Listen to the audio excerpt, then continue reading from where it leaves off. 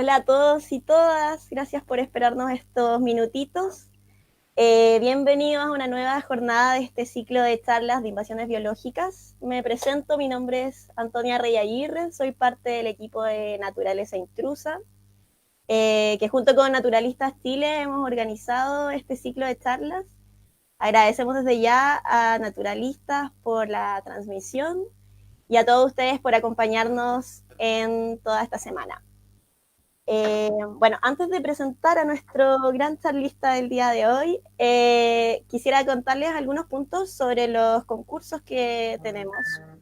Bueno, como sabrán, hemos organizado dos tipos de concursos. Uno que es como el concurso Express, donde cada día sorteamos un premio, y el otro que es un concurso que se mantuvo y se va a mantener durante toda la semana vigente, al que pueden participar hasta el 25 de julio, hasta el sábado. Para el concurso Express tuvimos uno el día de ayer, donde sorteamos en la fauna de control de fauna invasora en áreas silvestres protegidas. Sorteamos el premio que era el libro El Huemul de María Isabel Temham. Y quería contarles que ya tenemos al ganador. El ganador es Carlos Lima, su cuenta es T-Lima-S. Así que muchas felicidades, Carlos. El equipo de Naturaleza Intrusa se va a contactar contigo para hacerte llegar este premio. Y hoy también tenemos un nuevo concurso en esta charla. El premio de hoy es un pack de 4 guías de aves de Chile de Daniel Martínez. Y para participar tienes que haber haber posteado a 2 amigos en Instagram o Facebook. Y ahora tienes que contestar un formulario que lo vamos a dejar como mensaje fijado. Y si no, bueno, igual lo compartiremos por el chat para que puedas participar. Y el ganador lo vamos a anunciar en la charla de mañana. Así que participen ahí y mañana les informamos quién fue el ganador de esas guías de aves. Y por último, contarles que el concurso que está vigente durante toda la semana, los premios son la guía de mamíferos de Chile, de Agustín Iriarte, y el libro de Flora y Fauna de Chile para colorear, de Hugo Berardi. Y para ese participan por Instagram o Facebook y pueden participar hasta el sábado 25 de julio. Pero si no se llevan mucha fe como ganadores, pueden comprar el libro, y para esto la librería Travel Books ha puesto un 20% de descuento para la compra del libro Mamíferos de Chile, utilizando el código de Naturalistas Chile, que lo tienen en sus redes sociales para que lo pasen a ver. Y eso. Ahora a lo que nos convoca, que son nuestras charlas. Ayer tuvimos una charla de fauna invasora. Sin embargo, aún no hemos tocado un importante tema, que son las plantas invasoras y los impactos que estas pueden tener en estos ecosistemas. Es por eso que hoy nos acompaña el doctor Rafael García, quien es investigador del Laboratorio de Invasiones Biológicas y asociado al Instituto de Ecología y Biodiversidad, y que además es colaborador académico de la Facultad de Ciencias Forestales de la Universidad de Concepción, y que hoy nos va a hablar de este tema y en específico de las plantas invasoras y su relación con los incendios forestales, que como sabemos es un tema recurrente en nuestro país y que ha perjudicado a miles de hectáreas. Así que ahora sí, sin más preámbulos, Rafa, bienvenido a esta charla. Gracias, Antonia. Primero que todo, saludar a todos y todas los que nos acompañan en este día y, y agradecer la invitación de Naturaleza Intrusa a través del soporte brindado por Naturalistas para participar en esta primer ciclo de charla de invasiones biológicas. Como bien decía Antonio, hoy día vamos a comenzar a conversar sobre la interacción que hay entre plantas invasoras y los incendios forestales. Los incendios forestales y las plantas invasoras de manera independiente son dos tipos de perturbaciones que afectan a nuestro ecosistema y que ocasionan pérdida de biodiversidad y alteran estos ecosistemas. Pero dadas algunas circunstancias particulares, estos dos tipos de perturbaciones pueden interactuar, potenciando su daño sobre nuestra biodiversidad nativa. Llevamos ya un par de charlas en este ciclo hablando de invasiones, pero igual, dado que todos los días se integra gente nueva, vamos a hacer recordar algunos temas generales sobre el proceso de invasión. Primero que todo, es que las especies invasoras son una de las 5 principales amenazas a la biodiversidad a nivel mundial. Esto fue determinado por el IPBES, que es el Panel Intergubernamental de la Biodiversidad y los Servicios Ecosistémicos, que determinó que el cambio de uso de suelo, la explotación directa de organismos, el cambio climático, la contaminación y las especies invasoras son los principales 5 amenazas a nuestro ecosistema. Y de ahí la importancia de estudiar sus impactos. Pero, ¿qué es una especie invasora? ¿Ya? Son aquellas especies de cualquier taxa, animal, planta, hongo, que son trasladadas por la acción del humano de manera accidental o manera intencional a una nueva área geográfica, y en esta nueva área geográfica empiezan a crecer, a generar nueva descendencia y a tener un crecimiento poblacional bastante acelerado. Cuando empiezan a ocasionar algún tipo de impacto, generalmente es cuando las comenzamos a denominar como una especie invasora. Pueden desplazar especies nativas, reducir la biodiversidad, cambiar los ciclos y las funciones de los ecosistemas y afectar incluso el bienestar de las personas. En Chile, obviamente, no estamos ajenos de esta problemática y actualmente, refiriéndonos solo a las plantas, tenemos más de 700 plantas que se han naturalizado. Esto quiere decir que son plantas exóticas que son capaces de vivir de manera autónoma en nuestro ecosistema, y una fracción de ellas se han vuelto invasoras. Dentro de algunas de las invasoras que tenemos en Chile, desgraciadamente, tenemos a 25 que se encuentran dentro de las 100 especies invasoras más dañinas a nivel mundial, como el castor, la chaqueta amarilla o el aromo. Así que no es un problema que solo nos interesa desde un punto de vista de la academia, sino que es un problema que ya está extendido a lo largo de todo Chile y que está generando grandes impactos.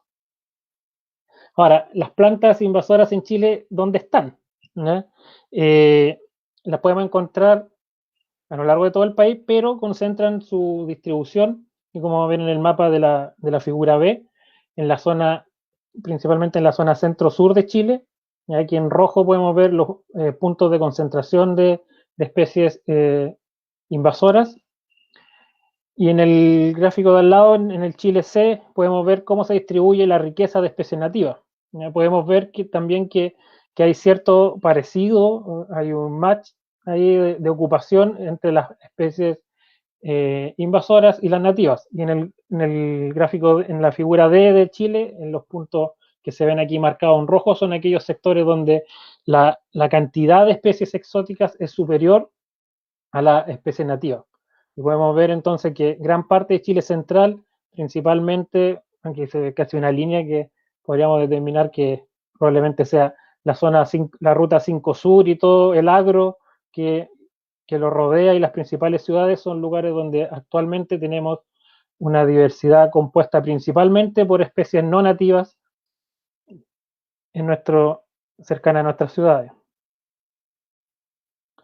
Ahora, ¿cuáles son los impactos de las invasiones biológicas? Podemos separarlos principalmente en 3, que son un impacto ambiental, un impacto económico y un impacto social. El impacto económico está dado principalmente a cuando éstas se transforman en una plaga agrícola, por ejemplo, o los gastos asociados a tratar de controlar el proceso de invasión.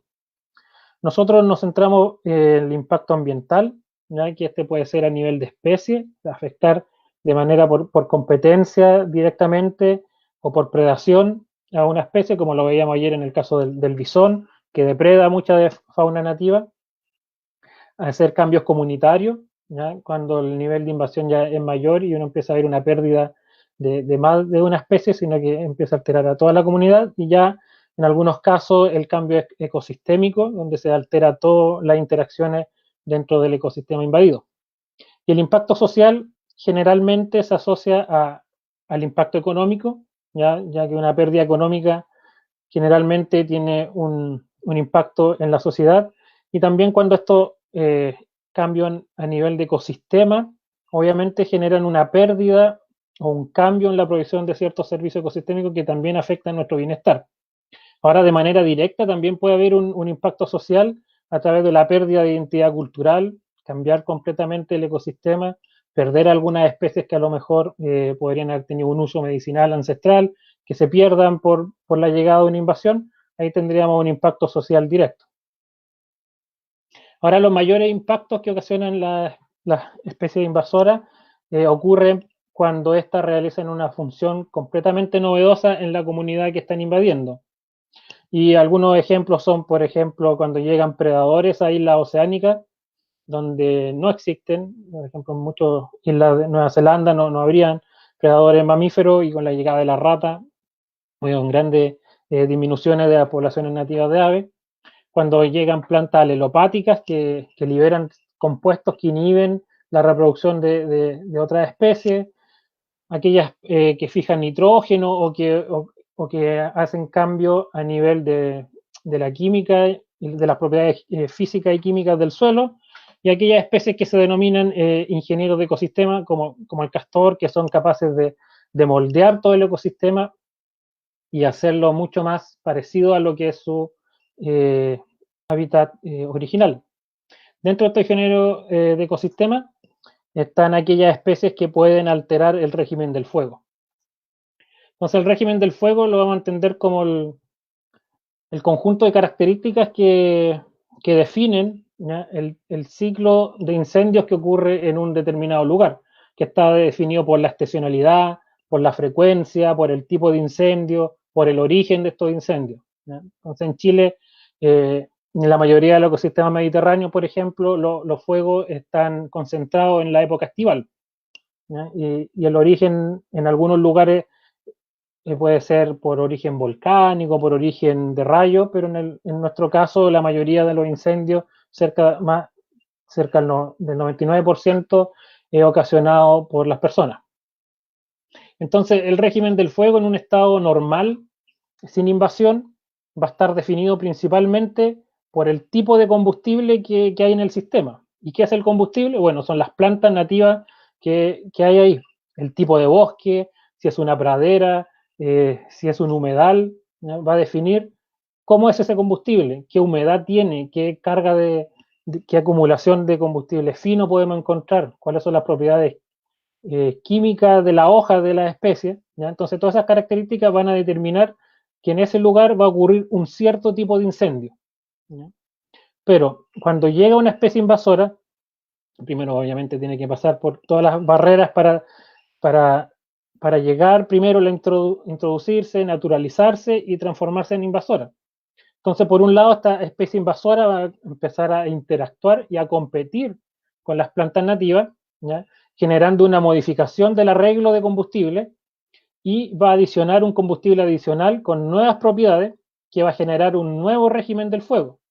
Y este nuevo régimen del fuego, que podría ser que ahora los fuegos no van a estar solo concentrados en el verano, sino que se van a extender a primavera o a otoño, va a hacer que las especies nativas no estén adaptadas a este nuevo régimen y empiecen a retroceder, generándose así una interacción positiva entre el proceso de invasión y un nuevo régimen del fuego, donde el nuevo régimen va a tender a favorecer el proceso de invasión, ya que va a ir degradando la biota nativa, y algunas de estas especies invasoras están adaptadas a estas nuevas condiciones, ¿ya? Y se genera este ciclo que estaría perpetuando la invasión y perpetuando e instalando un nuevo ciclo del fuego.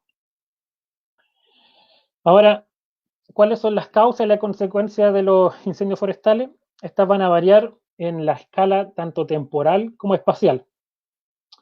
Y como decía un colega, los ecólogos del fuego nos encantan los triángulos, y eso es verdad.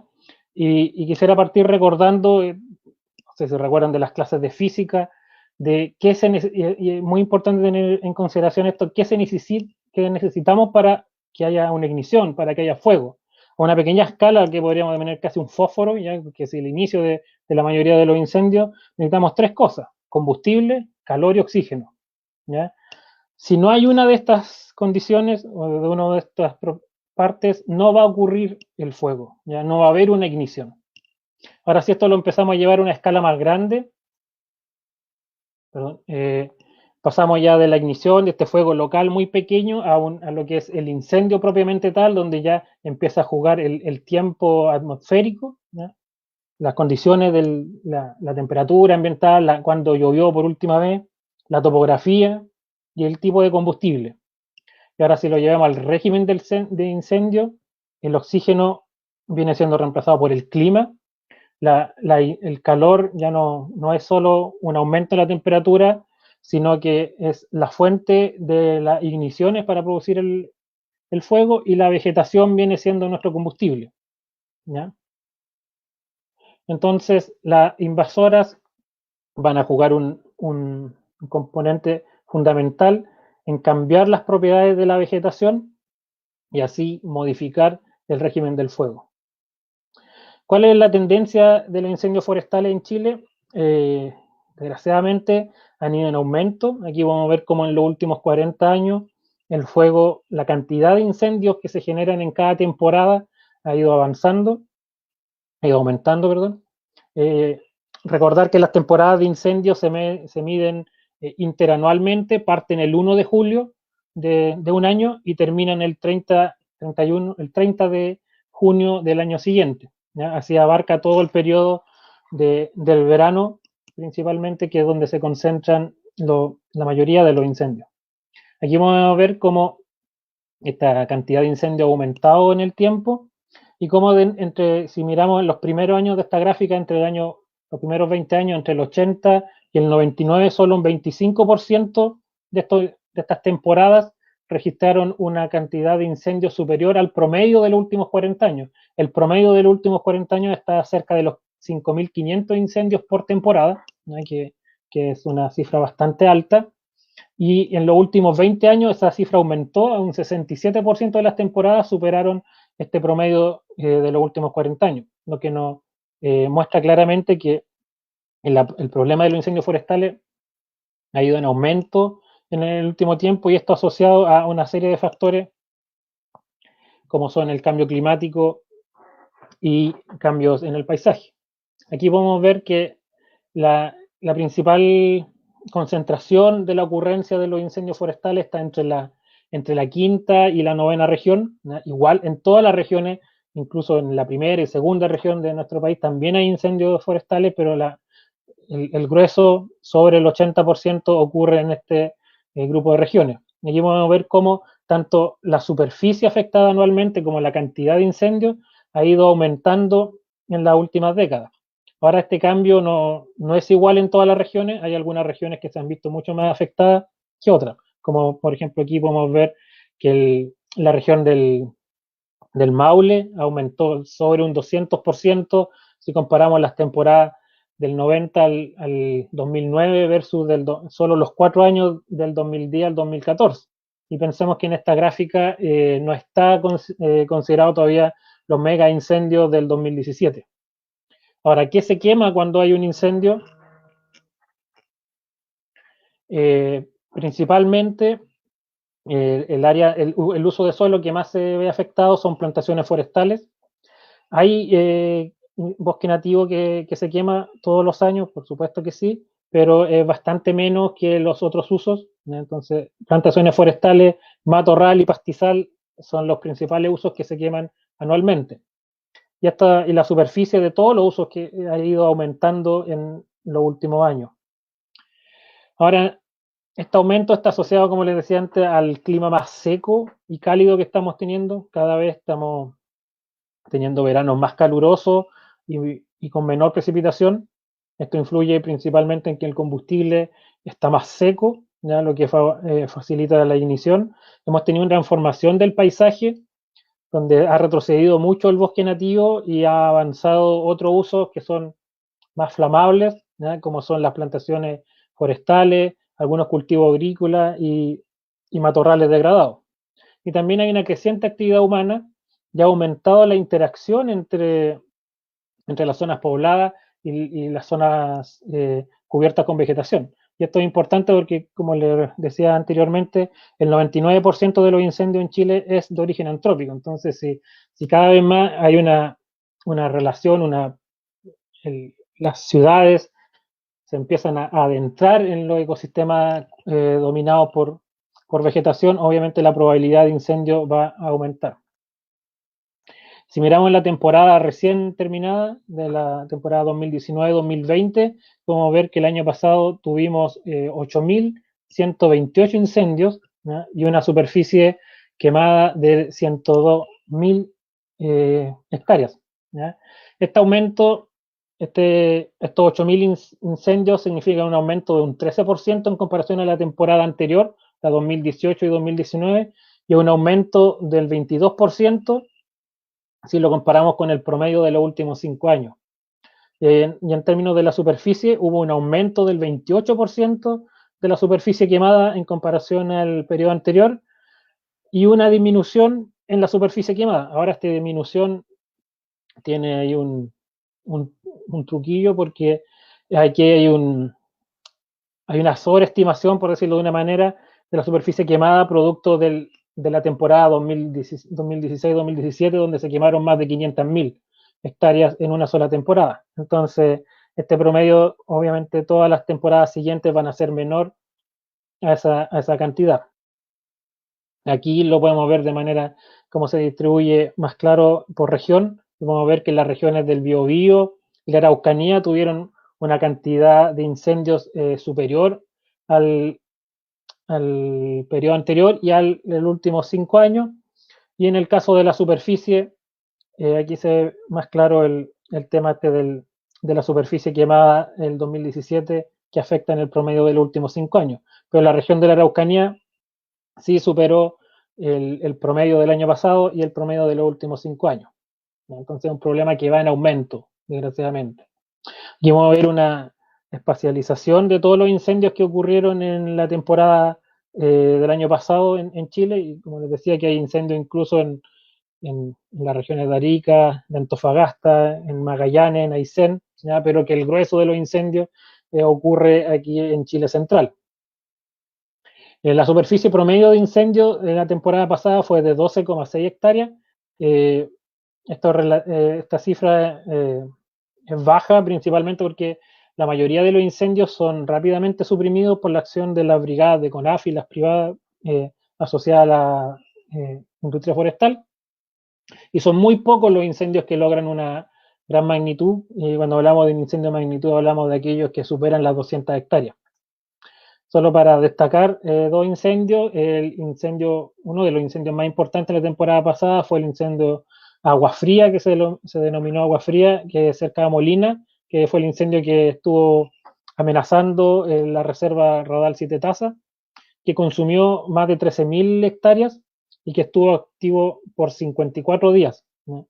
Las condiciones para hacer el combate de un incendio en la cordillera y en bosque nativo, la verdad, bastante difícil, y por eso es que cuesta mucho actuar, ¿no? Cuando ocurren cerca, por ejemplo, aquí cerca de Concepción, un incendio en una plantación forestal donde está todo el despliegue de aeronaves a la mano, a veces en un par de horas se liquida muy fácil, ¿ya? Entonces esto se complica más cuando está en la cordillera. Y otro incendio que quería destacar fue el incendio las Canales, que fue cerca del Parque La Campana, y lo importante de este incendio que fue de 1.700 hectáreas que empezó en mayo. Ya, o sea, cuando antes pensaba que los incendios se concentraban solamente, los incendios de magnitud, solo en el verano estaban las condiciones para generar un incendio importante, eso ha ido cambiando, y podemos verlo aquí con un incendio de importancia en bosque nativo que llegó a las 1.700 hectáreas y comenzó a mediados de mayo. Entonces, como les comentaba antes, este ciclo del fuego, este régimen del fuego que se está viendo alterado por la presencia de invasoras, ocurre principalmente porque hay ciertas especies que están adaptadas al fuego, o sea, se ven favorecidas, o algunas se ven favorecidas y otras son capaces de resistir el paso del fuego, ¿ya? Y eso se debe a que tiene una serie de adaptaciones, como son el rebrote, la serotinidad, que es cuando sus conos o sus frutos se abren por la acción del calor. Hay otras que rebrotan a través de raíces, hay unas que estimulan sus yemas florales por el calor, hay otras que tienen brote epicórnico, corteza gruesa que le permite soportar el paso del fuego, la autopoda, ¿ya? Y otras tienen semillas que están adaptadas a tolerar altas temperaturas o que son estimuladas por las altas temperaturas, o también por el efecto físico o químico producidos por el humo y la ceniza. Entonces, estas adaptaciones están presentes en muchas de las especies exóticas que están actualmente en nuestro país, pero también están presentes en algunas de especies nativas. Y todo esto va a depender de cómo era el régimen en el rango nativo de estas especies, si van a estar o no van a estar adaptadas. Si una especie viene de una especie invasora, viene de algún ecosistema donde no hay fuego de manera recurrente, lo más probable es que no se vea favorecida por un incendio. Por el contrario, si viene de un ecosistema mediterráneo, como son la mayoría de las especies de plantas invasoras que tenemos en Chile, sí va a estar adaptada al fuego.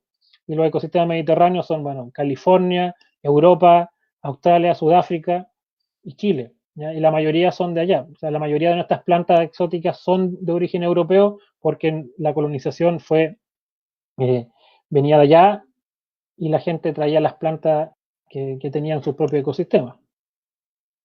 Ahora, ¿cómo estas plantas alteran el combustible? Es por las propiedades que tiene cada planta, van alterando algunos de los componentes del régimen del fuego. Entonces hay algunas que aumentan la inflamabilidad del tejido porque tienen a lo mejor compuestos volátiles que favorecen la ignición, y esto estaría aumentando la intensidad y la frecuencia y la duración de la temporada de incendio. Hay un aumento en la carga de combustible, o sea, tener más plantas por metro cuadrado hace aumentar la cantidad de combustible para quemarse, entonces esto aumenta la intensidad de los incendios. Hay un aumento en la continuidad horizontal, o sea, si había un espacio entre los árboles y ahora hay un pino creciendo entre medio, obviamente el fuego va a tener una continuidad para ir avanzando y también de manera vertical. ¿Ya? Como escalera se va ordenando el combustible y hace que un fuego que podría haber sido superficial pueda llegar a las copas.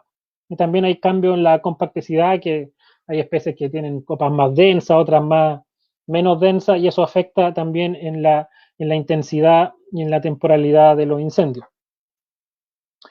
Aquí les voy a dar un ejemplo ahora de la familia Fabaceae, que son las leguminosas que son reconocidas a nivel mundial por generar esta interacción, y donde en Chile tenemos algunos representantes como los retamos, que están ampliamente distribuidos en la zona centro-sur del país, y podemos destacar a las especies, bueno, casi todas estas se les dice retamo o retamilla, dependiendo de donde uno esté, y el ulex, el pica pica, entonces tenemos Citizo coparius, el Urex europeus, Telinebon pesulana y Citizo striatus, que todas tienen más o menos el mismo comportamiento y han mostrado esta interacción con el fuego en distintos ecosistemas que han invadido a nivel mundial.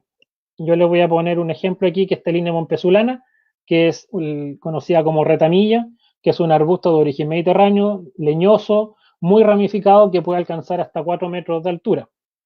Muy frecuente aquí en la zona de Concepción, y también en la séptima región. Bueno, cuando hay un incendio forestal, el fuego elimina completamente las plantas de retamilla, pero al poco tiempo lo que uno encuentra es esto, el sistema nuevamente se recupera, se reinvade, ¿ya?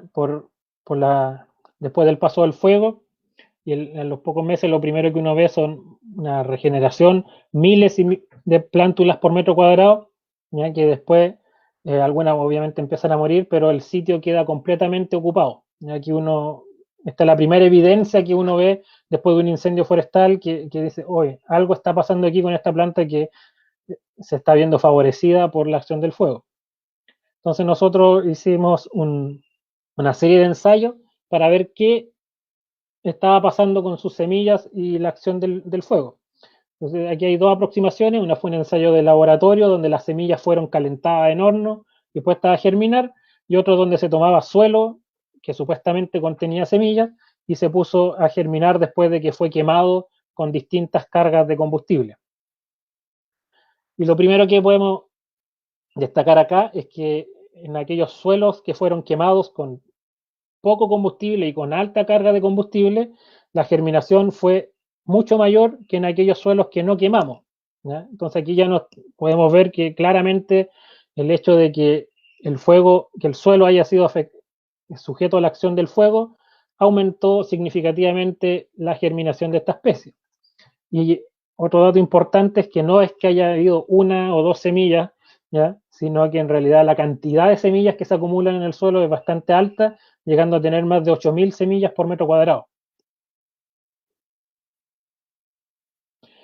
Cuando las calentamos en el laboratorio, podemos ver que podríamos tener tres respuestas a la germinación. Una, que la semilla germine; otro, que la semilla no germine pero que sobreviva; y otro grupo de semillas que murieron. Y lo primero que quisiera destacar aquí, el control, que son aquellas semillas que no calentamos, ¿ya? Podemos ver que la germinación es bastante baja. Solo un 2,5% de las semillas lograron germinar. Y la máxima germinación tampoco fue muy alta, fue cercana al 30%, que se alcanzó en aquellas semillas que fueron calentadas entre 90 y 110 grados Celsius por 10 minutos. ¿Ya? Esto es bastante. Piensen, cuando uno hierve el agua está a 100 grados Celsius. O sea, cuando uno echa a cocer los porotos para que queden blandos, los tira en agua hirviendo y los deja cocinando ahí un rato y se los puede comer. Bueno, en este caso, esta especie, a esas temperaturas, en realidad, lejos de morir, en realidad se ve favorecida y aumenta su germinación. Y otro dato importante es que no solo hay que fijarse aquí en aquellas que germinaron, sino que en aquellas que no germinaron pero que siguen vivas. Esto no quiere decir que si pasa un incendio, una porción de estas plantas, de estas semillas, perdón, van a germinar y se van a establecer, pero va a quedar un reservorio ahí a la espera de otra perturbación o que les va a servir para recolonizar. Ya.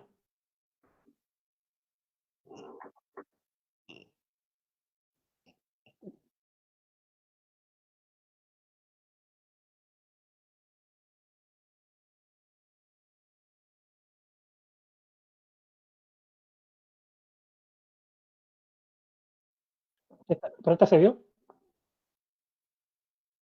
¿Esta? ¿Esta se vio esta diapo o fue antes de esta diapo?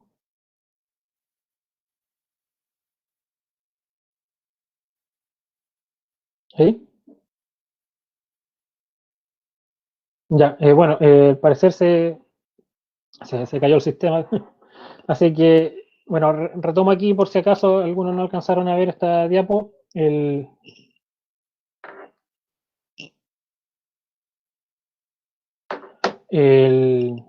Les decía que, bueno, que lo importante aquí es que estas semillas toleran y se ven estimuladas por las altas temperaturas que van entre 90 y 110 grados Celsius, ¿ya? Y que gran parte de las que no germinan siguen vivas para asegurar el restablecimiento del sitio invadido, ¿ya? Entonces, aquí queda claro que las altas temperaturas favorecen la germinación de esta especie y es una especie que se estaría viendo favorecida por los incendios forestales. Ahora, ¿cómo esta especie favorece a los incendios forestales? Solo lo evaluamos caracterizando el combustible en poblaciones de sectores invadidos, donde teníamos poblaciones con plantas pequeñas, menor a 1 metro, juvenil entre 1 y 2 metros, y adultas sobre 2 metros. En cada uno de estos sitios, en distintos sitios, tomamos una gran cantidad de plantas completas, las cortábamos, las llevábamos al laboratorio, las trozábamos dependiendo del diámetro de cada una de sus ramitas, las secábamos y las pesábamos, y así pudimos determinar cuánto era el combustible en términos de toneladas por hectárea de combustible seco que se puede acumular en sitios invadidos. Y lo podemos primero que quiero destacar aquí en la barra roja, como en poblaciones adultas, que la adultez, este tamaño se alcanza relativamente rápido, en cerca de 6 años ya podemos tener poblaciones de este tamaño, podemos acumular más de 60 toneladas por hectárea de esta especie. Y lo otro que quisiera destacar aquí son las barritas verdes, que nos indican que la mayor cantidad del combustible que se acumula es combustible fino, ¿ya? O regular, que tienen menos de 1 pulgada de diámetro, ¿ya? Entonces son combustibles que tienen una facilidad, o sea, el combustible fino tiene una ignición mucho más fácil que los combustibles gruesos, ¿ya? Entonces, no solo acumula gran cantidad de combustible, sino que este es combustible fino, lo que estaría aumentando la velocidad de propagación de los incendios, ¿ya? Y este combustible fino estaría presente en todos los tamaños, que suele ocurrir que muchas especies a veces tienen combustible fino solo cuando son pequeñas, y ya cuando son adultas solo tienen un tronco, rama gruesa. En este caso no, sino que el combustible fino irregular está presente en todos los estados de la planta. También evaluamos la temperatura de ignición del combustible, y esto lo hicimos comparándola con otras dos especies, con otra invasora que es el aromo, Acacia albata, y con Aristotelia chilensis, que es el maqui. Y esto lo hicimos a través de un método de laboratorio que es un poco complicado de explicar, pero lo que quiero que les quede claro que aquí lo que nosotros hicimos básicamente es generar una combustión en una de estas termobalanzas, donde nosotros vamos bien, o sea, no, no lo vemos, pero se va registrando el peso y la temperatura a medida que el combustible se va combustionando. Eso nos permite detectar cuando se generan estos pics, que cada uno de esos refleja una pérdida de peso, que es cuando se ocurre la ignición, la llama, se libera todos los compuestos volátiles, y eso es lo que se grafica en esos pics. Y cuando ocurre ese pic, uno registra la temperatura en que el combustible se comenzó la ignición. Y podemos ver que la menor temperatura de ignición está presente en Retamilla, a 286 grados Celsius, y la otra especie es sobre 300 grados Celsius. ¿Ya? Entonces, a menor temperatura de ignición, eso no quiere decir que es más probable que este combustible forme una llama y que se genere un incendio. ¿Ya? Ahora, otra cosa que quisiera recalcar aquí, que estamos hablando de temperaturas altas, ¿ya? Aquí la combustión espontánea no es algo que ocurra o porque haya mucho calor un día de verano, las temperaturas son de 40, 50 grados. O sea, para que realmente ocurra ignición del combustible, un combustible vegetal, necesitamos temperaturas que ronden los 300 grados Celsius. Y eso ocurre solo con una llama, acercar un fósforo, una chispa de, no sé, de una galletera, o literalmente una fogata. No va a ocurrir de manera espontánea un incendio. Entonces, con eso estaríamos demostrando que hay una retroalimentación positiva en el caso de la invasión de esta especie, donde el fuego favorece a la germinación y el establecimiento de las plantas, y después estas plantas adultas generan condiciones que hacen más probable la ocurrencia de un incendio forestal. Y esto ocurre, entonces las altas temperaturas estimulan la germinación de teline. Hay una gran acumulación de semillas en el banco edáfico que asegura que van a sobrevivir y que se van a estimular después del incendio. La ignición se vería favorecida por la menor temperatura de ignición. La gran acumulación de combustible fino estaría favoreciendo la propagación, y la gran carga de combustible acumulado estaría favoreciendo la intensidad del fuego. Otro ejemplo que les quería mostrar es el caso de la invasión de pino con torta, que es un árbol originario de Norteamérica que está presente entre la novena y la 11ª, entre la región de la Araucanía y la región de Aysén. Este pino con torta es una de las especies invasoras más problemáticas a nivel mundial, y no es el pino que frecuentemente vemos en las plantaciones forestales, es el pino radiata, es otra especie. Entonces, la invasión de pino con torta en estos bosques de araucaria, nosotros la hemos estado monitoreando al interior de la Reserva Nacional Manalcahuello. Es importante recordar también que la araucaria es una especie que está adaptada al fuego, y su adaptación básicamente está en su corteza, que es muy gruesa, ya que hace que el tronco y en su interior sea capaz de soportar las temperaturas que se alcanzan durante un incendio forestal, y además posee autopoda, que hace que la copa viva quede alejada de los incendios superficiales. Entonces se genera esta zona libre de combustible entre el inicio de la copa viva y la altura máxima del sotobosque.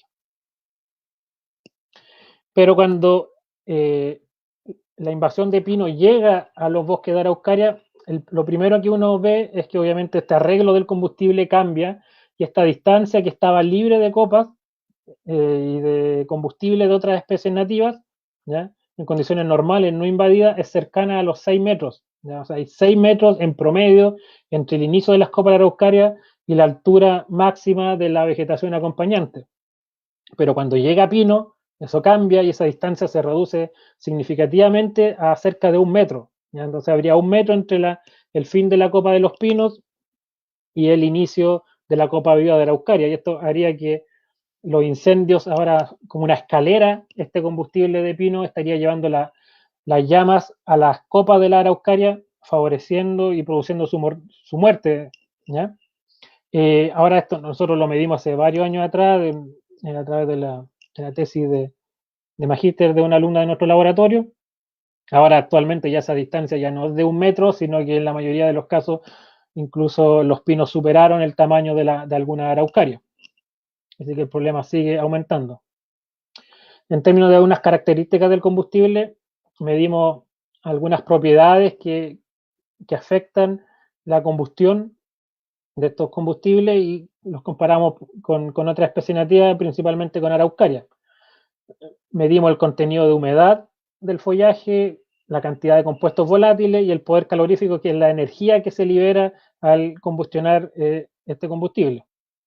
Entonces podemos ver que pino con torta tiene un contenido de humedad menor que el de araucaria, tiene una mayor concentración de compuestos volátiles y tiene un mayor poder calorífico, ¿ya? Entonces el follaje de pino con torta tiene características que lo hacen un combustible ideal a quemarse.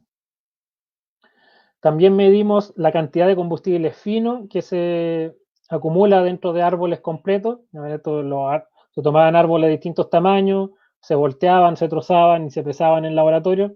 Y podemos ver, bueno, aquí cada una de estas lo medimos para pino con torta, para pino silvestre, que también está invadiendo entre medio de la araucaria, y para Nothofagus antártica, que es el ñirre, que es el árbol típico de la zona y que crece en compañía de araucaria.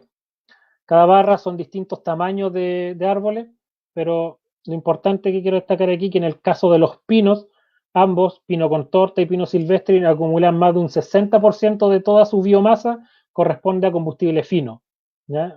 Incluso a combustible que tiene menos de 6 milímetros de diámetro. O sea, la mayoría son la acícula y ramitas finas. Está compuesto lo que estaría favoreciendo que los incendios se concentren, no solo que el fuego pase como de manera normal en este ecosistema, sino que al tener este combustible fino y que actúa como escalera, estaría llevando los incendios a la copa de la araucaria. Entonces, hay una alta continuidad vertical generando incendios de copa en estos ecosistemas invadidos, hay un bajo contenido de humedad en las acículas de pino, hay una alta concentración de compuestos volátiles, hay un alto poder calorífico, o sea, la energía liberada cuando se genera un incendio de pino es mucho mayor que cuando se genera un incendio solo de ñirre. Entonces, todas estas características nos muestran que la invasión de pino en este ecosistema es una bomba de tiempo, ya que afortunadamente todavía no ha ocurrido un incendio en este sector, pero si llegase a ocurrir, lo más probable es que las araucarias se vean todas afectadas y mueran producto de un incendio de estas características. Otro caso que les quería mostrar de manera muy rápida es una invasión de esta misma especie de pino con torta, pero en Patagonia. Aquí podemos ver lo rápido que ocurre esta invasión. Podemos ver una secuencia de fotos tomadas desde el mismo lugar desde el año 2007 al 2011, 2015 y al 2017, donde en esta zona de Coyhaique Alto, en la región de Aysén, la estepa patagónica, que es el ecosistema nativo predominante en esta área, se transformó rápidamente en menos de 10 años en un bosque de pinos. Y este cambio de pasar de una pradera a un bosque, obviamente suprime a las especies nativas que no están acostumbradas a crecer bajo la copa o bajo la sombra de estos árboles, y se modifica las propiedades del combustible, dado que aumenta la carga de combustible. Aquí tenemos puras especies herbáceas, ¿ya? Y ahora tener puros árboles, el régimen del fuego que se va a generar incendios mucho más intensos, ya donde las especies nativas probablemente no van a estar adaptadas, y este nuevo régimen estaría perpetuando la invasión en Patagonia de pino con torta. Pero lo que les quería también destacar es que la germinación de pino, no, a diferencia de retamilla, no se ve estimulada por el calor. O sea, las semillas no germinan más porque se fueron calentadas, ¿ya? Lo que ocurre en estos casos es que los conos se abren con posterioridad al paso del fuego, porque el calor hace que los conos se abran y las semillas después se liberen. Una vez que pasó el fuego, la semana siguiente de ocurrió un incendio, empiezan a caer las semillas desde los conos que se abrieron por el calor, y al estar libre de vegetación se forman estos verdaderos mantos de pino después de un incendio forestal. Ahora esta foto no es de pino con torta, ¿no?, pero sí es de pino radiata aquí en los incendios de Constitución del año 2017. Entonces, ¿cuál va a ser la respuesta de los bosques, mirado de una manera completa, después de verse afectados por la acción del fuego? Bueno, las especies nativas no han sido estudiadas con gran detenimiento para ver su interacción con el fuego, ¿ya? Pero aún así, este trabajo de Susana Gómez González nos demuestra que gran cantidad de las especies del bosque esclerófilo sí presentan algún tipo de adaptación que les permite reclutar o rebrotar después del paso del fuego. Y también nuestra evidencia yendo a varios terrenos que hemos medido esto del efecto de los incendios del 2017 y de incendios anteriores, la verdad es que todavía no hemos encontrado ninguna especie nativa que no regenere después de un incendio forestal, ¿ya? Y estas son las condiciones que hemos encontrado en varios de los sitios afectados el año 2000, en los incendios del 2017 en la séptima región.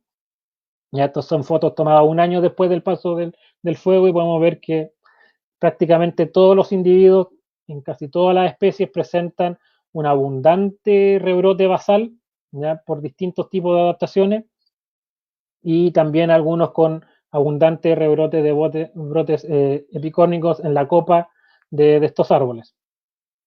Pero también, ¿ya?, desgraciadamente, y aquí en donde se entrelaza con lo que habíamos conversado antes, también hemos encontrado gran cantidad de regeneración de especies nativas, de especies invasoras. Aquí vamos a ver, por ejemplo, esta foto de una plantación que fue afectada ahí en la zona de Constitución, donde a lo lejos, la verdad, pareciera que hubiera césped bajo los pinos, pero en realidad es la misma regeneración de pino que se estableció después del paso del fuego. También lo vemos en incendios de baja intensidad un año después del paso del fuego en bosque nativo.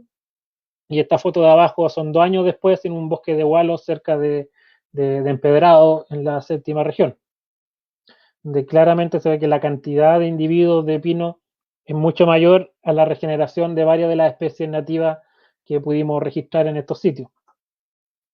También otras especies que se ven favorecidas, bueno, acacia de albata, el aromo, regenera abundantemente, lo hemos podido ver también regenerando abundantemente, y el caso de retamilla, como les comentaba anteriormente, también es otra de las especies que es muy frecuente encontrar en estos bosques quemados recientemente.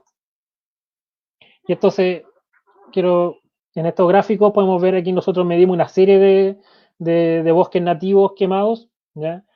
Quemados hace un año atrás o quemados hace 10 años atrás, ¿ya? Y nosotros medimos la riqueza y la abundancia de especies en estos sitios y la comparamos con bosques que no se quemaron. Ya decimos ahí la diferencia. Entonces, en aquellos que el valor, esta barrita verde cercana a cero, quiere decir que no hubo un impacto, que no hubo un cambio, ¿ya? Y si la barra va hacia arriba, hacia valores positivos, quiere decir que aumentó ese valor, ¿ya? Y podemos ver que en bosques recientemente quemados o quemados hace 10 años, la riqueza y la abundancia de especies nativas no cambia, básicamente, pero sí aumenta significativamente la abundancia de especies exóticas y la riqueza de especies exóticas, ¿ya? Entonces esto nos muestra que después de un paso de un incendio de mediana o baja intensidad, las plantas nativas no desaparecen del sistema, ¿ya?, sino que siguen ahí a través de distintas adaptaciones, son capaces de rebrotar y recuperar el espacio, pero las especies exóticas regeneran en mayor abundancia. O sea, si antes teníamos un bosque nativo dominado por especies nativas, después del paso del fuego estas especies van a seguir ahí, pero van a aumentar significativamente la cantidad de especies exóticas y la abundancia de estas especies exóticas. Y si después viene un segundo incendio forestal 10, 15 años después, probablemente van a aumentar nuevamente las especies exóticas y ya vamos a tener un bosque que ya no dominado por especies nativas, sino que dominado por especies exóticas con presencia de nativas en su sotobosque. Y esta recuperación de los bosques no solo va a depender de cómo fue el incendio, sino que de otros procesos y de otras perturbaciones que ocurren asociadas a los fuegos. Lo primero es que los incendios no son un evento único que ocurren una única vez en un ecosistema, sino que son recurrentes y a medida que va pasando el tiempo y que el cambio climático se hace más palpable, estos periodos de retorno, que es decir, cuánto tiempo pasa en que un sitio se vuelve a quemar, son cada vez más cortos. Por ejemplo, uno de los sitios de estudio nuestro estaba aquí en la Reserva Nacional, en la orilla de la Reserva Nacional Nonguén, aquí en Chihuayantes, en Concepción, y nosotros muestramos este sitio que se había quemado en el año 2009 y ahora en el año 2019 se volvió a quemar, básicamente, si alcanzan a ver la cicatriz del incendio aquí, básicamente el mismo sector se quemó 10 años después. Entonces los bosques tienen una capacidad de recuperarse, pero en 10 años, después si se empiezan a quemar cada 10 años, ¿pueden realmente estos bosques recuperarse? En 10 años, estas plantas que regeneraron, ¿pueden ser reproductivas? Esa es la gran incógnita que nos está generando estos nuevos eventos de fuego. Aquí podemos ver cómo era este bosque. Este es el bosque que nunca se ha quemado, o que no se ha quemado por lo menos en los últimos 50 años, y así ya se había recuperado 10 años después. La cobertura de copas, estas son fotografías hemisféricas que se toman a las copas de los árboles, y podemos ver que casi no hay una diferencia entre un bosque que se quemó hace 10 años y un bosque que nunca se ha quemado, ¿ya? Pero ahora que se volvió a quemar, estas coberturas de copa obviamente volvieron a valores casi cero. ¿Y quién va a recuperar el sitio? Lo más probable es que sean especies exóticas que tienen un rápido crecimiento, como pino y eucalipto, que están ahí en toda la matriz que circunda a la reserva Nonguén.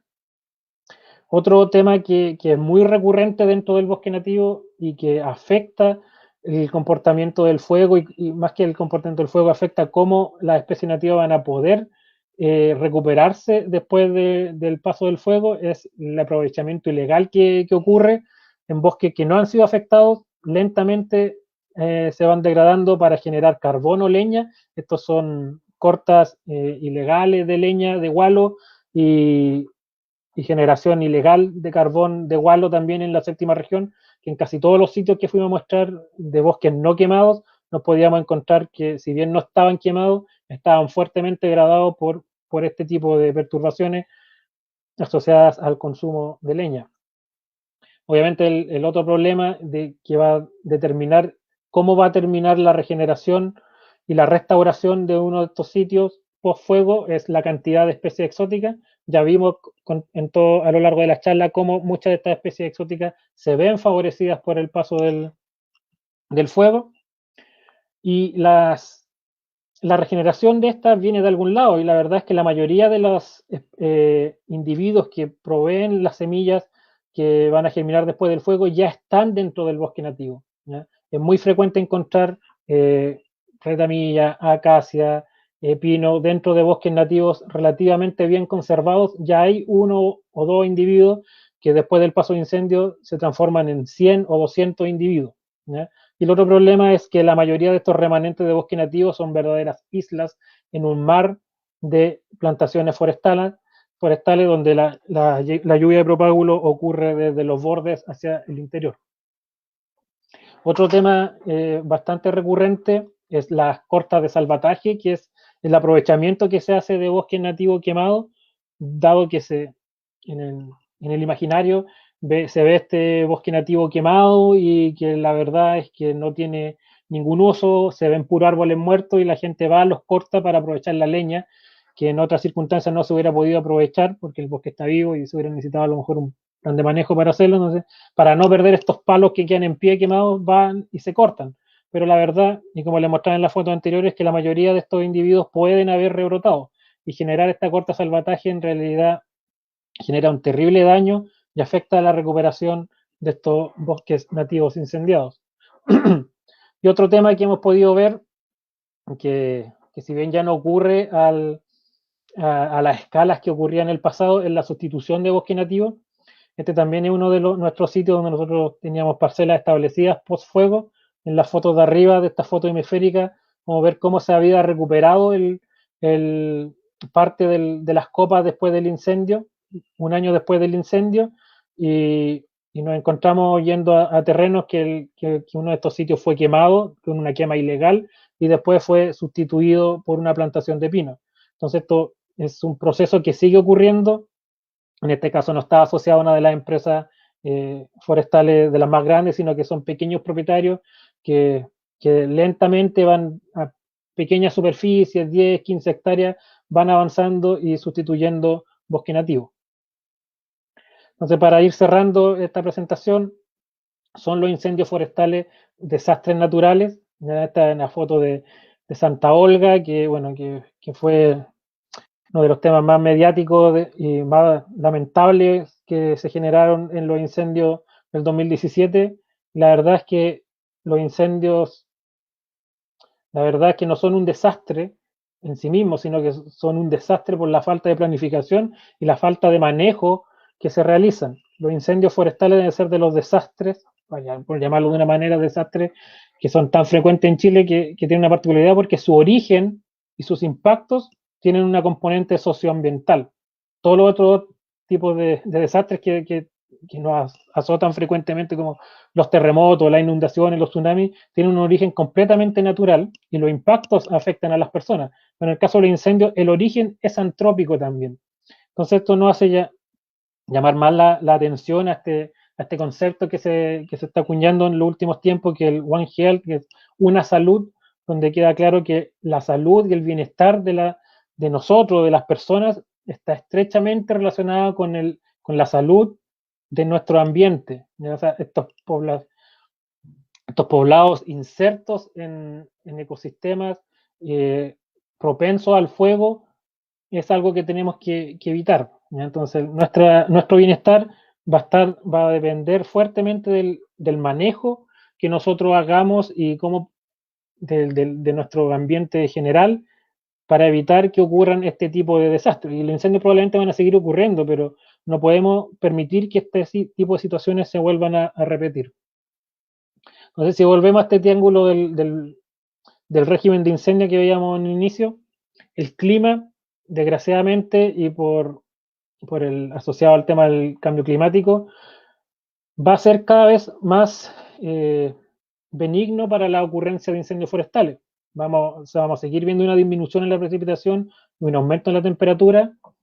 Vemos que las igniciones, o sea, la cantidad de incendios anual y el aumento de la intencionalidad ha ido aumentando en el tiempo, y el cambio de uso de suelo, principalmente por transformaciones a monocultivo y el aumento de la interfaz urbano-rural, ¿ya? Junto con la proliferación de plantas invasoras, hacen que la vegetación y el arreglo de combustible en el sistema sea mucho más favorable también para la ocurrencia de incendios forestales.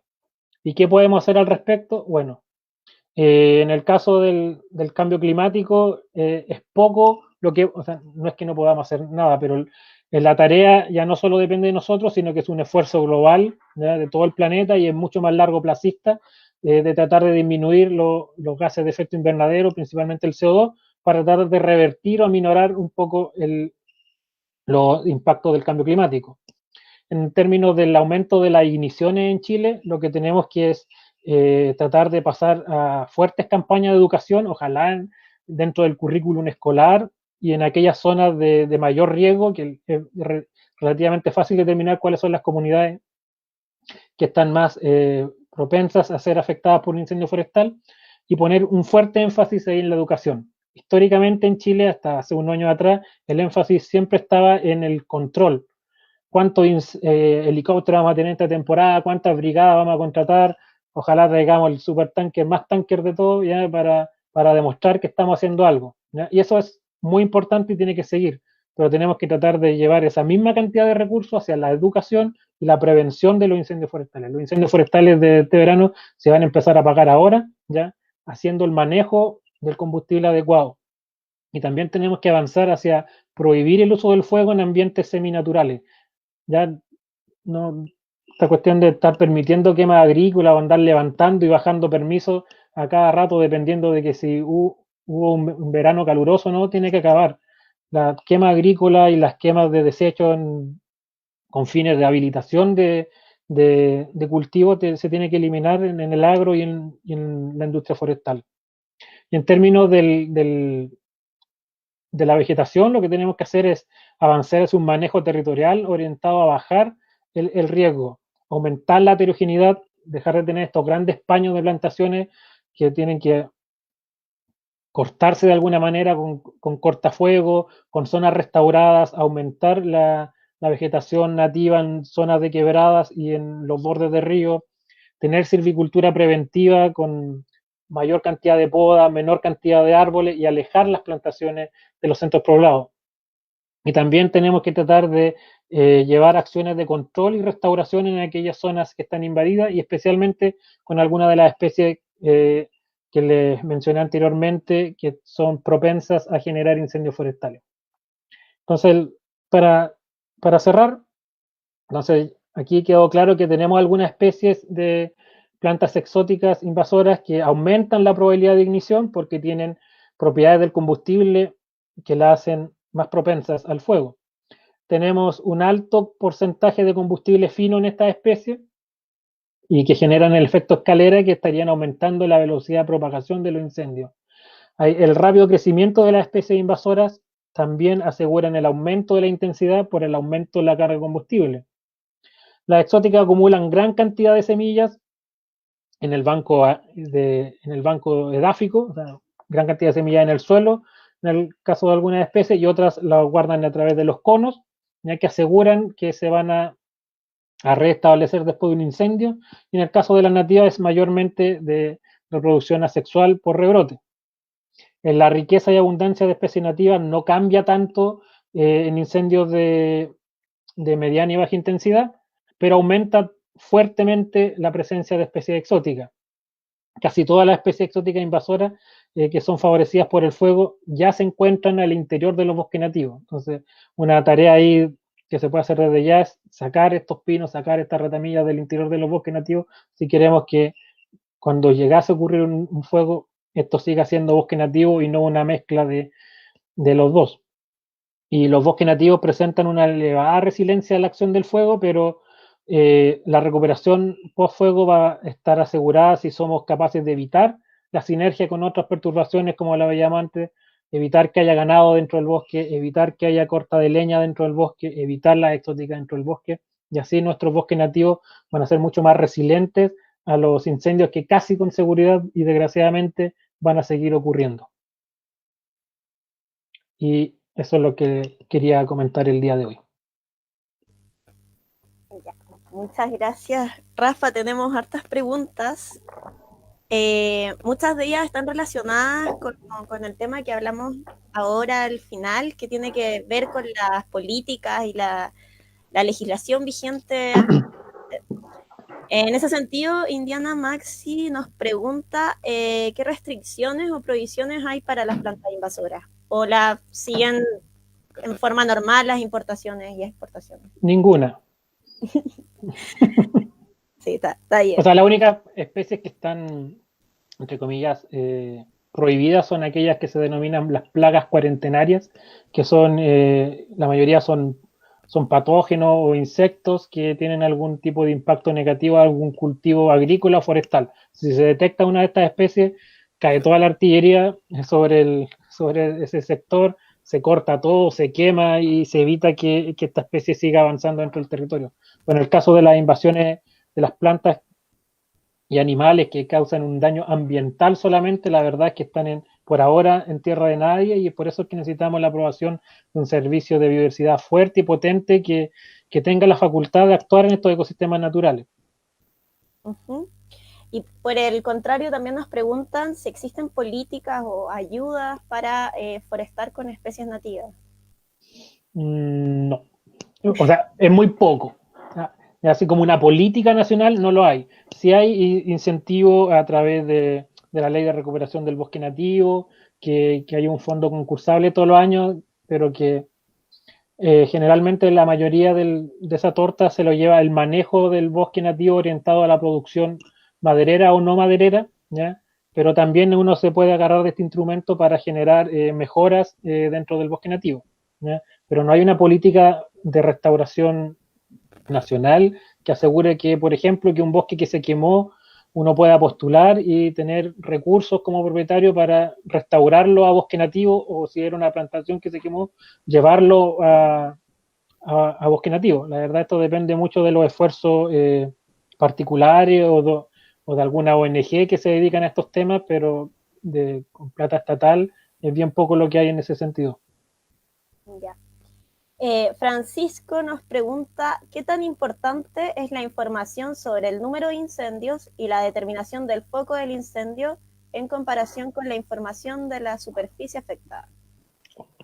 Los dos son igual de útiles porque donde ir generando estos mapas de ocurrencia y de superficie ayuda a determinar cuáles son aquellos sectores que reúnen condiciones similares y ir generando estos mapas de riesgo donde yo podría ir reordenando todo la artillería de combate que hay para la futura temporada de incendio. Y eso se hace, y históricamente se van analizando todos estos datos de ocurrencia, de superficie quemada, y se va moviendo. O sea, uno que conoce un poco mal cómo funciona las cuadrillas, donde se instala, por ejemplo, no sé, se sabe no sé, que el Cerro Caracol aquí en Conce se va a quemar todo el año, entonces hay una cuadrilla de punto fijo. O sea, si no tuviera esta información, no sabrían dónde ponerla, ¿ya? Y se demoraría más en llegar. Entonces, constantemente se va moviendo. Las capas climáticas también son muy importantes. Si hay una región que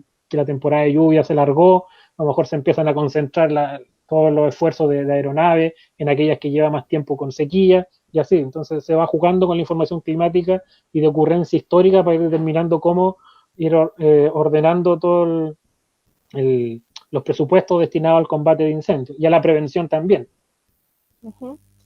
Porque en relación a esto mismo, con la superficie afectada, Lucas Burchard nos preguntaba si se quema menos bosque nativo porque hay menos superficie comparada con las plantaciones forestales. No, de hecho la superficie de bosque nativo, cifras más o menos, tenemos cerca de 14 millones de hectáreas de bosque nativo y cerca de 3 millones de hectáreas de plantaciones. Y se quema en términos de superficie más plantación que bosque nativo, ¿ya? Que se queme menos bosque nativo obedece a varios factores, ¿ya? El principal es que los bosques nativos, desgraciadamente, en la actualidad están alejados de los centros poblados, porque cerca de la ciudad ya los cortamos todos. Los sustituimos por plantaciones forestales, los sustituimos por más casas, los sustituimos por agricultura. ¿Ya? Entonces ya no hay bosque nativo o muy poco bosque nativo cerca de los centros poblados, y son cerca de los centros poblados donde se generan la mayoría de los incendios. Eso por un lado. Y por otro lado, los bosques nativos generan condiciones que lo hacen menos susceptible a los incendios forestales. No son incombustibles, muy por el contrario.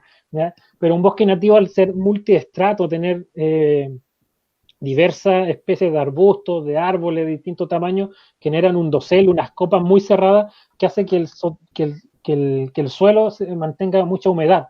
¿Ya? Entonces, poco probable que, no sé, si tú botas un cigarro encendido en una hojarasca de bosque nativo bien conservado, no va a prender porque tiene mucha humedad. Incluso en el verano uno mete la mano debajo de la hojarasca y está húmedo.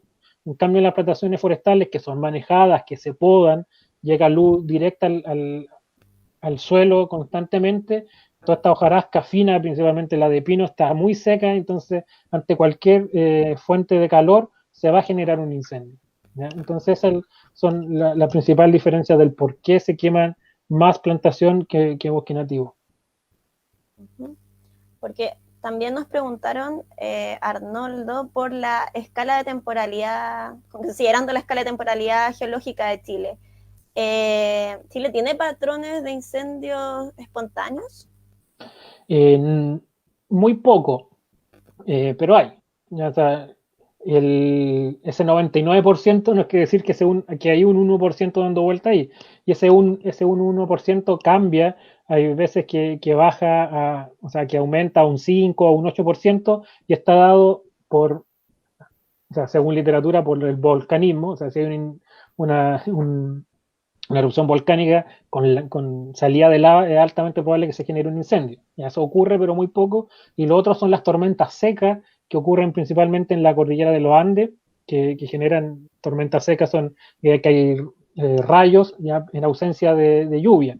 ¿Ya? Entonces esas son frecuentes y cada vez son más frecuentes producto del cambio climático, estamos teniendo más frecuencia de estas tormentas secas, que son uno de los principales puntos de ignición de manera natural de incendio. Pero el 99%, o sea, redondeando, aunque quisiéramos decir que el 90% de origen antrópico, es ahí donde tenemos que poner el ojo, ¿ya? En mejorar, en disminuir esta cifra, bajar la intencionalidad y bajar y educar sobre el uso del fuego. ¿Ya? Las cosas igual han ido cambiando, o sea, cuando yo era más joven, cuando uno era niño, era completamente normal ir a un parque nacional y hacer una fogata, incluso para cocinar. ¿Ya? Ahora, ustedes saben, los más jóvenes, que ahora está completamente prohibido hacer incluso un asado con carbón dentro de un parque nacional. ¿Ya? Esas son cosas que para la gente más joven a lo mejor es completamente natural y nos parece lógico que sea así sea, porque el objetivo ahí no es ir a divertirse y pasarlo bien, sino que es conservar la biodiversidad. ¿Ya? Si se logró hacer ese cambio cultural dentro de los parques, tenemos que llevarlo también hacia otras áreas seminaturales y, y minimizar al máximo el uso del fuego. Ya no puede ser que alguien quiera, no sé, limpiar un cerco vivo, cortar zarzamora y va, le echa un poco de parafina y un fósforo y, no, es que yo quería limpiar mi patio. No, pues eso no puede ocurrir. Ya tenemos que bajar al máximo el uso del fuego en áreas naturales si queremos revertir un poco estas tendencias al alza. En relación a estas áreas protegidas, hubo mucho interés por la reserva de Malalcahuello en cuanto al plan de manejo. ¿Cómo es el plan de manejo de pino con torta? ¿Y qué obstáculos existen para controlar la invasión de pino en los bosques de Araucaria? A ver, no hay un plan de manejo propiamente tal que se esté llevando a cabo para eliminar esta invasión. Nosotros hemos hecho algunos esfuerzos con CONAF de manera demostrativa para ver la factibilidad de poder sacar estos pinos entre medio de la araucaria y ver si, porque una cosa es ir y cortar. Si uno está en una plantación de pino, es fácil, uno agarra una motosierra, va, voltea todo y saca. Pero cuando esto está entre medio de un bosque que tú quieres conservar, que tú tienes la araucaria que está protegida, ¿ya? La verdad es que es bastante complejo, porque la araucaria, al ser un monumento natural, ese monumento natural no solo protege la araucaria, que está prohibido por ley cortarla, sino que protege a todo el ecosistema. ¿Ya? Entonces, hacer cualquier tipo de intervención en un bosque de araucaria ya primero hay que generar un tipo de plan de manejo especial. Ya hay una regulación, unos permisos especiales que se pueden hacer, no hay problema con eso. Pero esa es la primera, entre comillas, traba. Y después está el tema de cómo hacer un volteo sin dañar ninguna araucaria, porque tú lo quieres sacar de ahí para salvar la araucaria. Entonces no puedes llegar y voltearlo. Después que lo volteas, ¿qué haces con el pino? Si lo dejas ahí, el riesgo de incendio va a ser aún mayor. Si lo sacas, implica meter maquinaria que nuevamente va a dañar la vegetación nativa. ¿Y quién lo paga?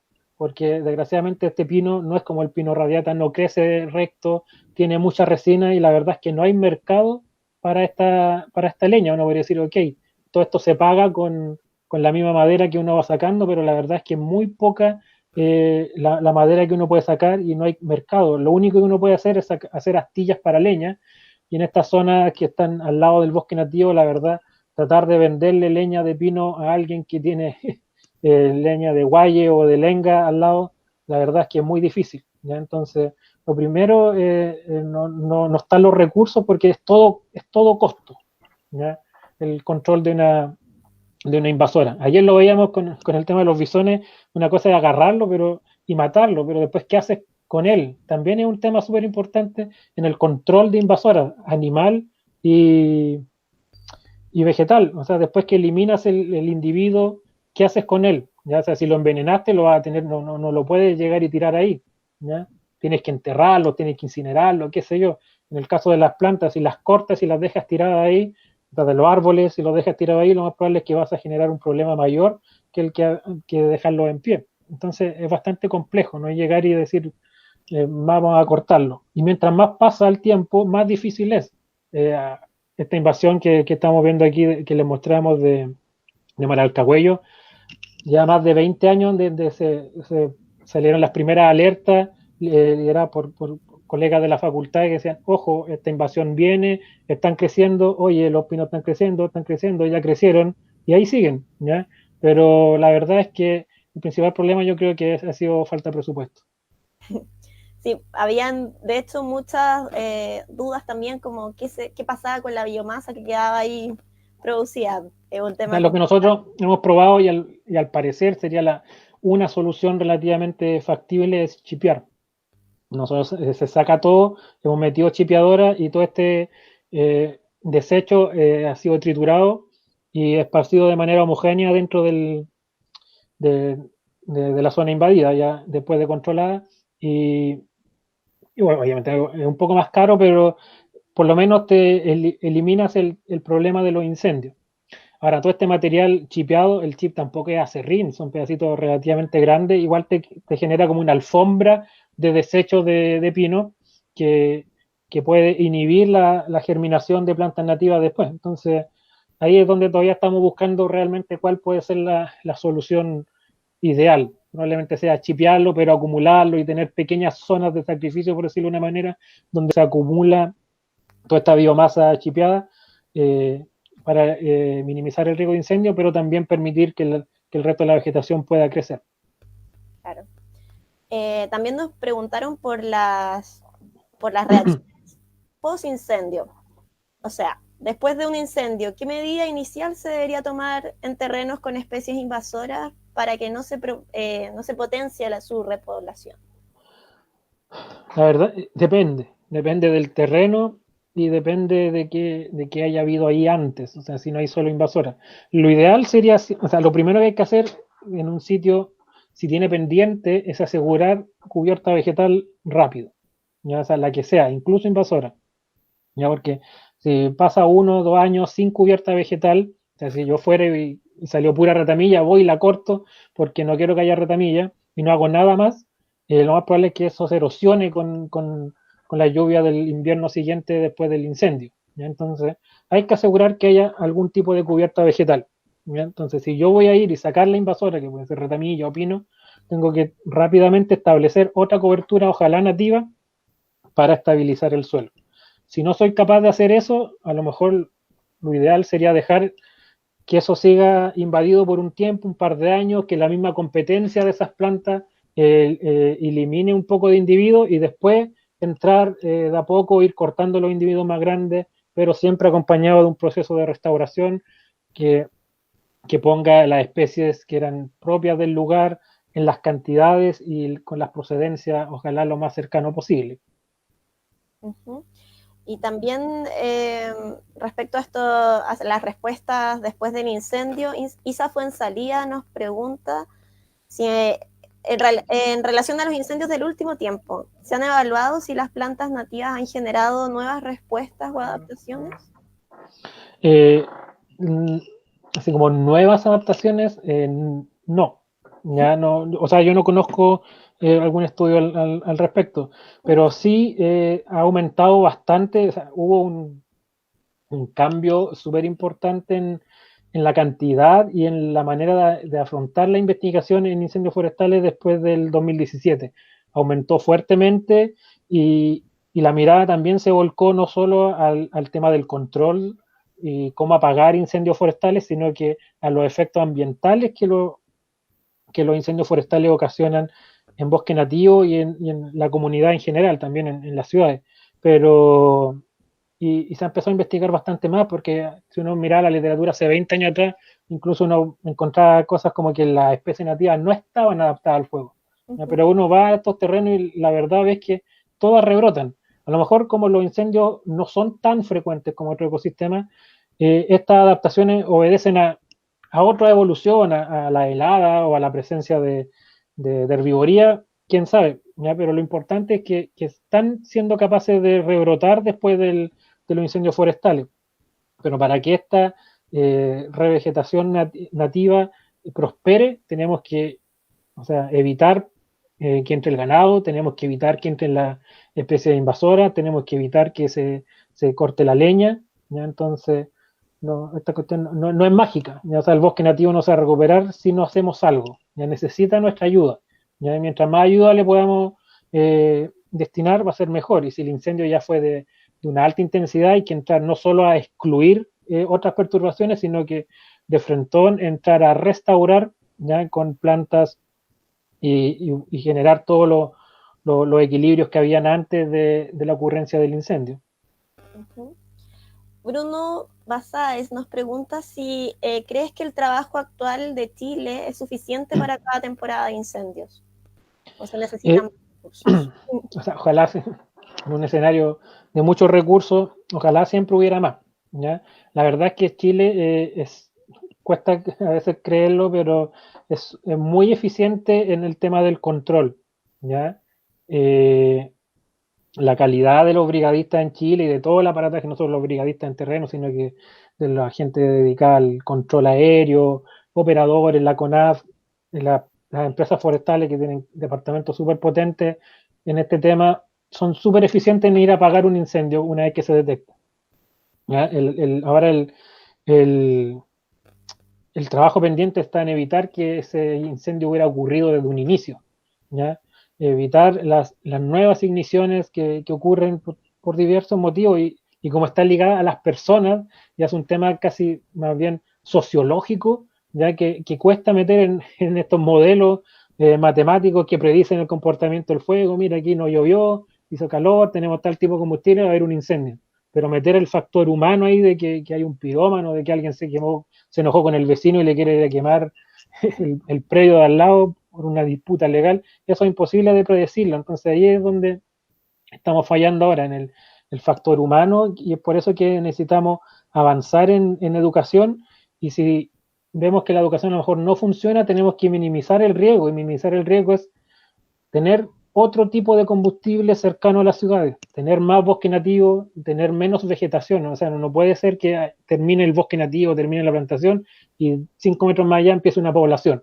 Eso no puede ocurrir, tenemos que alejar la vegetación de las ciudades y tener una zona de transición, a lo mejor tener parques con menor densidad de árboles en las zonas periféricas de las ciudades y después pasar hacia un bosque nativo, ojalá de matorral, cosa que sea fácil de atacar y de controlar si es que hubiese un incendio y después ya bastante más allá, 100 metros, 200 metros, empezar a tener una vegetación más densa, como idealmente un bosque nativo, y si fuera una plantación forestal también con un manejo distinto y no estas grandes extensiones con el mismo manejo de miles y miles de hectáreas. Uh-huh. También nos preguntaron por algún caso en Chile donde se controlaran especies exóticas para prevenir incendios, ya sea del gobierno, de ONGs, de empresas particulares. Sí, sí hay, pero no es que no están apuntadas a una especie, sino que es al manejo del combustible en general. O sea, generar cortafuego, igual hay casos bien realizados de silvicultura preventiva, dentro de plantaciones donde se elimina todo el sotobosque de especies exóticas, los árboles se podan hasta 6 metros de alto, se baja la densidad, entonces se minimiza el riesgo, también eso se hace mucho a orillas de camino, está la franja fiscal que se llama todo eso que hay entre el fin del camino pavimentado y el primer cerco que uno ve constantemente, que eso se va limpiando, se va desbrozando, se le echa herbicida, pero no es tanto por un fin estético que se hace, uno piensa que es por eso, pero es para minimizar el tema de incendios. Pero sí, un programa que sea, vamos a sacar tal especie porque es un problema para incendios, la verdad que no hay aquí en Chile por lo menos, o yo no conozco. Ya, Rafa, para ir cerrando, bueno, considerando que el 99% de los incendios son de origen antrópicos, ¿qué herramientas de prevención deberíamos utilizar para los incendios y para el control de las especies exóticas invasoras? Bueno, partiendo por lo último, o sea, el control de la especie exótica, como lo veíamos en estos días, hay que aplanar la curva, ¿ya? Hay que bajar lo máximo que se pueda la densidad de invasiones, especialmente de aquellas especies que generan un impacto más grande, como algunas de las que nombramos aquí, ¿ya? Y eso se hace a través del control, que el control no es ir a limpiar un lugar de exótica, sino que ir a manejarlo para que estén, porque es imposible erradicarla, es imposible erradicar el aroma o la ratamilla del país, ¿ya? Pero tenemos que tratar de mantenerlas en un nivel aceptable, un nivel que no generen el impacto que nos está preocupando. Y en el tema de los incendios, bueno, como les comentaba anteriormente, lo principal en este minuto debe ser manejar el combustible, ordenar el territorio pensando en los incendios. Ya no se trata de que cualquiera se compre una parcela y pone una casa donde quiera, que las plantaciones lleguen hasta el borde de ya, pero que mi, mi predio llega hasta ahí, yo lo planto hasta ahí, no me importa si hay una vivienda al otro lado. No, eso no tiene que ocurrir, tiene que empezar a haber una interconexión ahí entre lo que y el trabajo interpropietario, ya sea que si yo tengo una casa, tengo que hacer todo lo posible alrededor de mi casa para no tener un combustible cerca de ella, pero también el predio de al lado tiene que tratar de alejar también su combustible de estos centros poblados. Ya eso es empezar a ordenar el territorio en términos del combustible que estamos poniendo en él, de las plantaciones o del bosque que estamos teniendo él, hay que ordenarlo, ¿ya? Para evitar el riesgo y aumentar la educación y evitar algunas prácticas, como les decía antes, como las quemas agrícolas, como el uso del fuego de manera indiscriminada y llegar y ir a hacer un asadito ahí al bosque porque sí nomás y dejarlo mal apagado. La verdad que el riesgo, ahí el costo-beneficio no hay por dónde, o sea, mejor no hacer el asadito, lamentablemente, que, que generar una probabilidad de que se genere un incendio. Uh-huh. Ya, Rafa, muchas gracias. Ya nos quedamos con un mensaje aquí muy claro que hay todos que apoyar la educación y la prevención de los incendios. Muchísimas gracias, Rafa, Sí, por esta conversación, por transmitirnos tus conocimientos. Yo ahora los dejo invitados. gracias, nos vemos. Sí, gracias, Rafa. A todos para que sigan nuestro ciclo de charlas. Mañana tenemos la charla Ciencia Ciudadana y Especies Exóticas Invasoras, primeros antecedentes en rana africana, que va a ser impartida por Melissa Cancino, que es parte del proyecto Rana Africana. Para que nos sigan esta semana, seguimos con las sorpresas, con los concursos que pueden participar hasta el sábado 25 de julio, que es el último día de esta semana de invasiones biológicas. Gracias a todos por acompañarnos, al Rafa en especial, nuestro expositor, y nos vemos en otra ocasión. Chao.